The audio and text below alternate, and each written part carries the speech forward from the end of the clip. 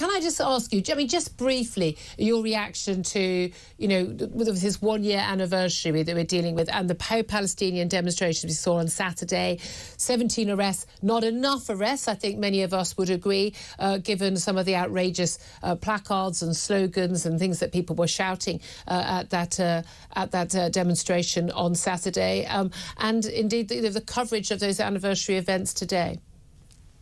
Well, the way I see it, Julia, is there are two dimensions to this war. There's the war, obviously, in the Middle East, but there's a different aspect to it that's being revealed on the streets of the United Kingdom.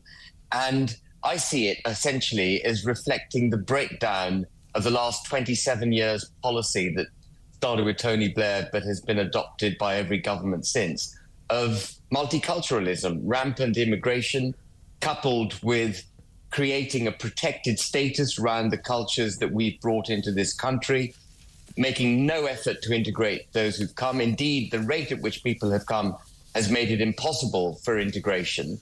And what we're seeing now on the streets of London and across the United Kingdom is a breakdown in society. Just, you know, to remind viewers, the listeners and viewers, the definition of society requires a uniform culture. Definition of a nation state, by the way, requires a uniform culture.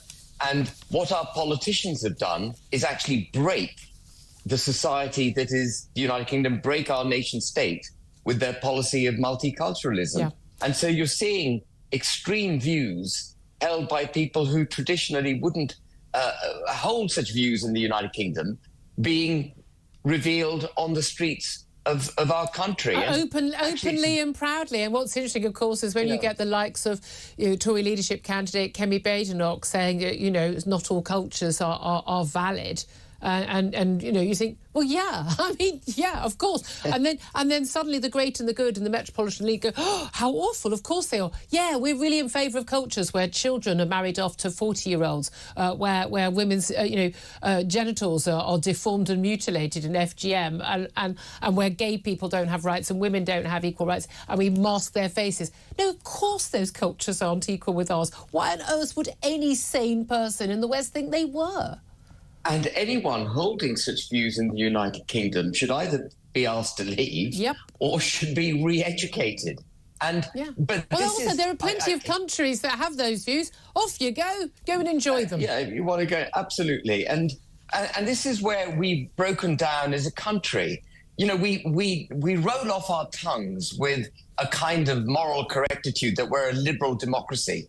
But liberalism and democracy are not naturally good bedfellows. Obviously, you need a minimum amount of liberation, if you like, human rights, for example, in order to be a democracy. But when liberalism is allowed to take itself to the nth degree, where women can identify as men, men can identify as women, you can change sexes and you're required to be identified then as a woman, where you take in cultures and you're so afraid of offending the liberal rights of these cultures you've taken in, that instead of integrating them, you actually protect, promote and celebrate them to the vast damage to your own country. Yeah. Liberalism is out of control. Well, I think...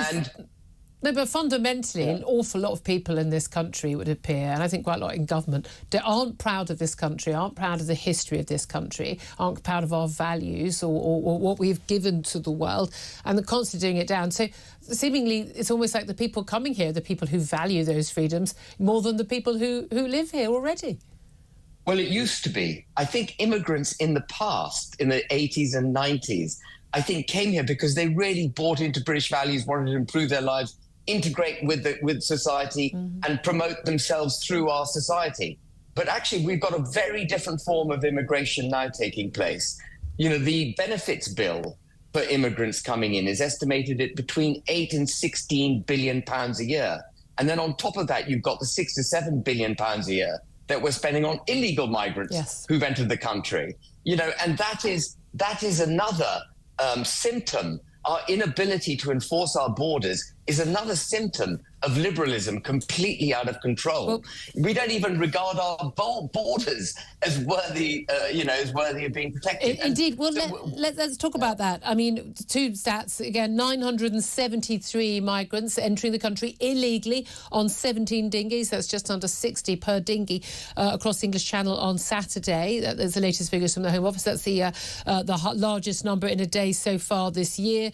The previous record was 882. They are packing more and more people in, which is why we are seeing more deaths in these rickety dinghies. Although, ironically, this is as a result of they deliberately tried to stop these gangs getting hold of dinghies, and as a result, they now have bigger dinghies, but they have packed more people in them. And again, so this problem gets created by the solution to the last problem. Yeah. But also, these latest stats, absolutely extraordinary, from experts at Oxford University, which I'm sure will be decried by the usual type of people, that Britain is the illegal migrant capital of Europe. Whopping, I mean, this figure is astonishing. 745,000 asylum seekers are in the country, accounting for 1% of the total population. 1 in every 100 people who live in this country right now have either applied for asylum and failed, are migrants who come across the Channel and are therefore, by definition, illegal migrants under the previous law. They've overstayed their visas and have no right to be here whatsoever. Now, I've seen some figures that suggest actually the figure's more likely to be double that in terms of the people who are here who've got no right to still be here after their visas. But we've got more than Germany, more than France. I mean, we're an island nation.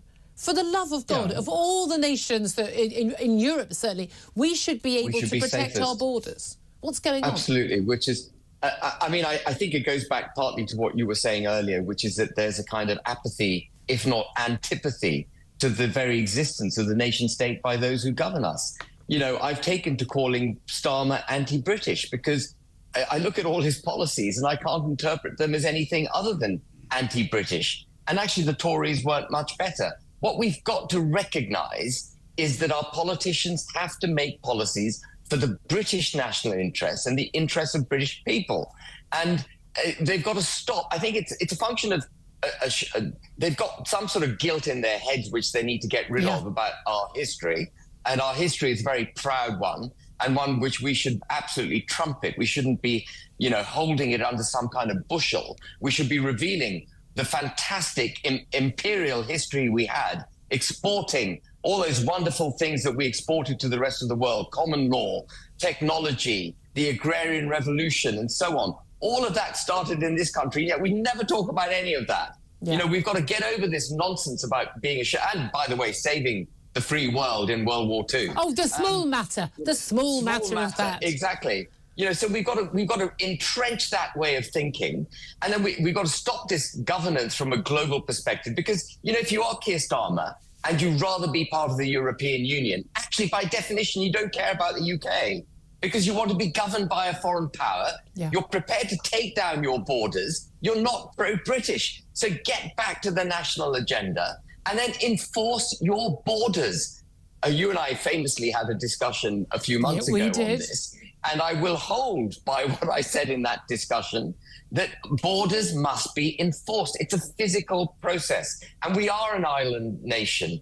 There are ways. The Belgians do it. I don't want to get caught in a hypothetical discussion with you because you're and also we've only got a minute left. So yes, but we've got to stop. We've got to stop the boats in the Channel. No number of new border security commands, encompassing national agencies which have no ability to smash people smugglers, no amount of cracking down on dinghies or outboard motors is going to stop this. We need a trained force in the Channel stopping the boats and politely asking them to go back to France. Politely. We'll see about that. Ben Habib, there's so much else I want to talk to you about, but unfortunately time is up.